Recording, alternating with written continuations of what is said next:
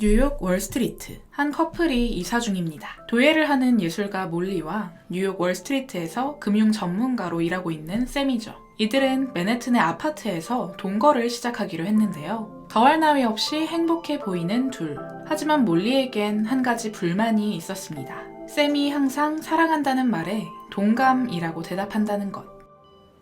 I love you. I really love you.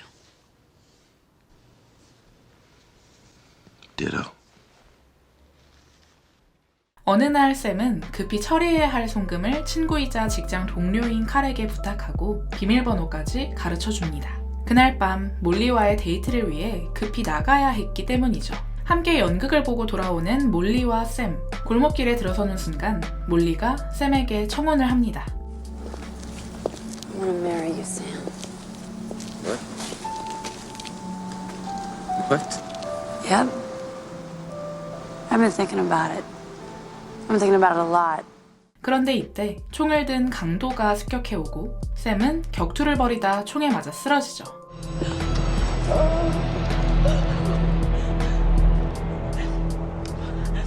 샘은 자신의 몸을 끌어안고 우는 몰리를 보고 자신이 죽었음을 알게 됩니다. 육체에서 분리된 채 영혼이 된 샘.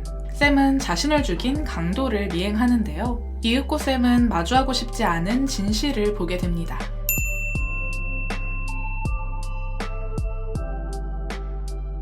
그 강도가 친구인 칼의 사주를 받아 자신을 죽였으며 칼이 샘의 관리 계좌에서 $400만 인출해 마약 밀매 조직에 보내려 한다는 것이었죠. 샘은 믿었던 친구에게 배신당했다는 분노에 휩싸이지만 이윽고 몰리를 보호해야 한다는 생각에 사로잡힙니다. 하지만 영혼이 되어버린 샘은 몰리에게 말을 걸 수도 편지를 쓸 수도 없었습니다. 위기에 처한 몰리. 하지만 샘이 몰리를 도울 방법은 없었죠. 좌절에 빠진 채 길을 걷던 샘은 우연히 심령술사인 오다메를 보게 됩니다. 어딘가 사기꾼 같은 느낌도 있긴 했지만 오다메는 샘의 목소리를 듣는 듯 했죠. 오다메가 자신의 목소리를 듣는다는 것을 알게 되고 샘은 그를 통해 몰리에게 이 상황을 알리려 합니다. You are going to help me. There's a woman, her name is Molly Jensen, and she's in terrible danger. The man who killed me broke into our apartment and he's gonna go back, so you've gotta warn her. 결국 오다메를 몰리에게까지 데려가는데 성공하는데요. 하지만 남자친구를 잃었다는 슬픔에 빠진 몰리는 이런 상황을 쉽게 이해하지 못합니다. Sam's dead, okay? He's dead. Tell her I love her. He says he loves you. Sam would never say that. Ditto, tell her ditto. That was ditto. Ditto. 샘이 자신의 곁에 있다는 것을 알게 된 몰리. 몰리는 이를 칼에게 알립니다. 하지만 칼은 사기꾼 심령술사의 말을 들을 거냐며 몰리를 다그치는데요. 확인 결과 오다메는 실제로 사기 전적이 있는 사람이었습니다. 샘과 몰리를 연결해주는 유일한 인물인 오다메. 하지만 몰리는 오다메를 의심하기 시작하는데요. 다가오는 위기의 순간 샘은 살인마 윌리와 칼로부터 사랑하는 연인 몰리를 지킬 수 있을까요? 영화 사랑과 영혼은 영화 역사상 가장 많은 사람에게 사랑받은 로맨틱 판타지 영화입니다. 괴한에게 습격을 받고 죽은 젊은 남자가 남겨진 연인에 대한 사랑으로 저승에 가지 못한 채 이승에 남아 점성술사를 통해 자신의 사랑을 전한다는 이야기는 관객에게 깊은 감동을 주었죠. 영화의 판타지적인 요소 역시 많은 관객의 이목을 끌었어요. 영혼이 된 샘이 벽을 통과하는 장면이나 물건을 던지는 장면들은 당시로서는 쉽게 다루기 어려웠던 CG 기술을 활용한 것인데요. 영화를 무대로 옮겨온 뮤지컬은 원작을 충실히 재현했다는 평가를 받습니다. 대부분 영화가 뮤지컬로 제작될 경우 영화와 뮤지컬이라는 서로 다른 장르의 특성을 이용하기 마련이에요. 고스트가 뮤지컬로 만들어질 당시 만들어진 다른 뮤지컬들을 보면 더욱 확실히 알 수 있죠. 당시 만들어진 영화 원작 뮤지컬로는 찰리와 초콜릿 공장, 원스, 마틸다, 북 오브 몰몬 등이 있습니다.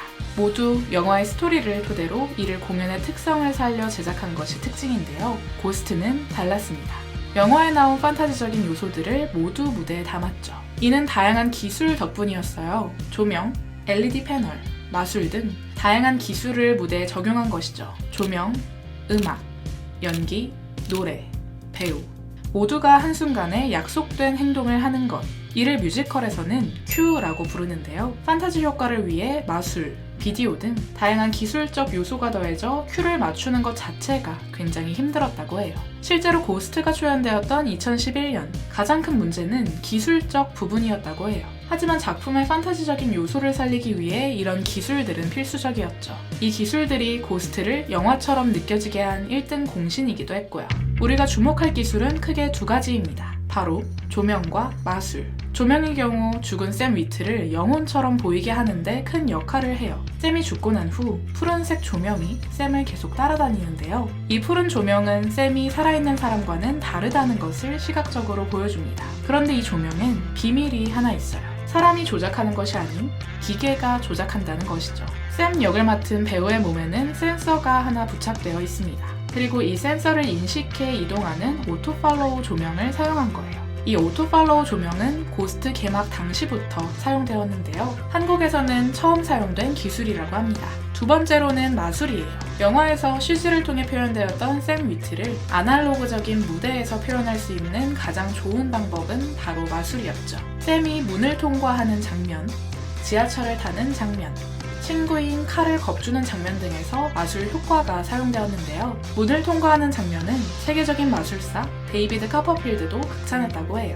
고스트의 마술은 일루셔니스트 폴 키에프가 맡았어요. 폴은 영화 해리포터와 아즈카반의 죄수의 미술 감독을 맡기도 한 명망 있는 일루셔니스트죠. 그의 마술 효과는 조명과 음향, 무대 디자인과 완벽한 호흡을 맞춰 한치의 어긋남도 없이 연출되어야 했습니다. 마술의 비밀은 철저히 감춰져 있어 고스트에 출연하는 배우나 스태프들은 이를 발설해선 안 된다는 것이 계약 조건에 포함되어 있는데요. 사실 이는 마술이 등장하는 다른 작품들에서도 흔히 있는 일입니다. 일례로 영화 나우 요시미의 경우 고스트의 마술 효과를 극찬했던 데이비드 카퍼필드가 프로듀싱한 영화인데요. 영화는 전직 마술사들이 모여 마술팀을 조직해 라스베가스에서 환상적인 공연을 선보이며 지능적 범죄를 펼치는 내용을 담고 있습니다. 영화 속 배우들은 카퍼필드의 매직 캠프에 참여해 각각 캐릭터의 특성에 맞는 마술들을 익혔다고 해요. 물론 그 트릭은 철저히 비밀에 붙여졌죠.